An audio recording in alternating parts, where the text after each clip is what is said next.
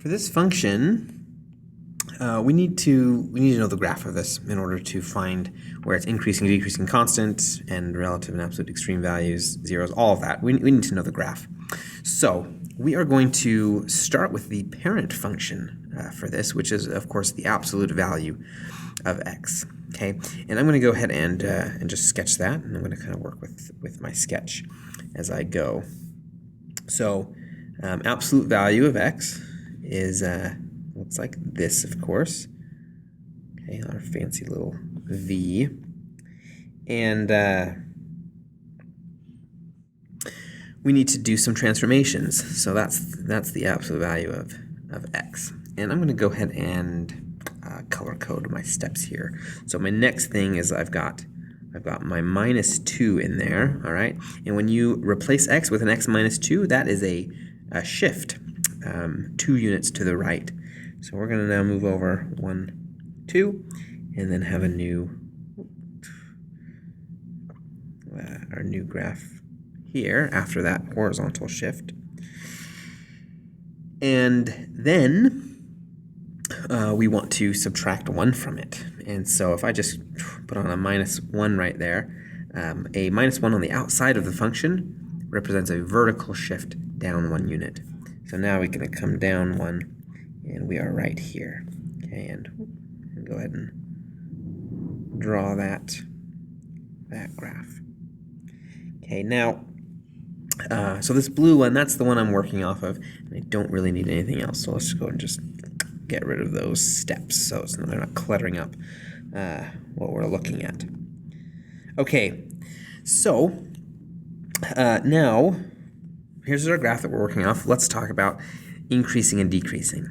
Now this is all, of course, talking about moving from left to right. So moving from left to right in this graph, I'm going downhill, which is decreasing. So this is decreasing. It starts at the far left, so from negative infinity. It comes all the way up until this point right here. And this point is at 2, negative 1. So when we're discussing increasing and decreasing and constant, we're talking about intervals of x. So we're coming up to this x value of 2. All right? And for increasing, decreasing, constant intervals, we always do parentheses for indicating those intervals. Okay, after that point, we're now moving up as we go from left to right. And so that is increasing. So we are now increasing from x equals 2 all the way to x going to infinity. Okay. Obviously, there is nowhere in this function that is flat, so it's never constant. All right, for relative and absolute extreme values.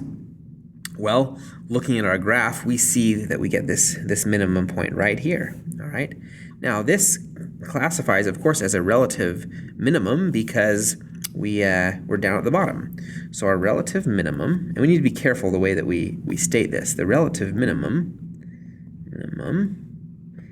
is negative 1. Okay, it's the y value that's the minimum, and it occurs at x equals 2. Right. Now, this just so happens to also be the lowest point on the entire graph. And so this is also an absolute minimum. Absolute minimum. Okay. And of course I can say that is negative 1 at x equals 2.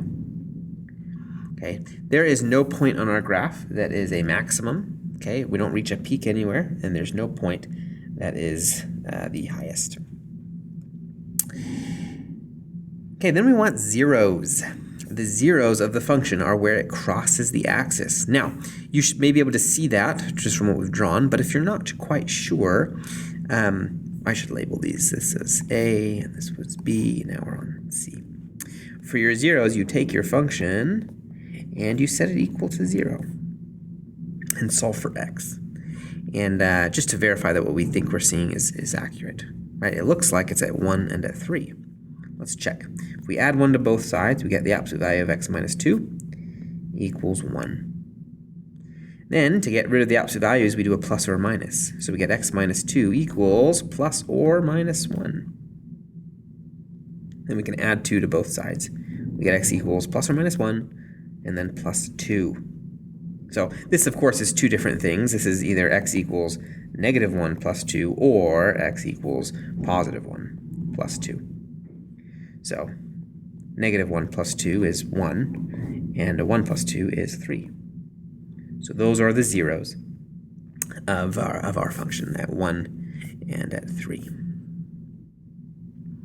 And finally, state whether f is even, odd, or neither even nor odd.